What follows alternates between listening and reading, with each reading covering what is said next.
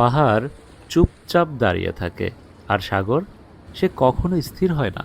তবু দুজনের টান কেমন এক অদ্ভুত। পাহাড় চায় সাগরের বিশালতা, সাগর চায় পাহাড়ের স্থিরতা। একে অপরকে ছুঁতেও চায়, কিন্তু কাছে আসার সুযোগ নেই। ঠিক যেন তুমি আর আমি, দূরে থেকেও কত কাছে, কাছে থেকেও যেন কত কত দূরে। ভালোবাসা সবসময় স্পর্শের নয়, কখনো কখনো তা অনুভবের।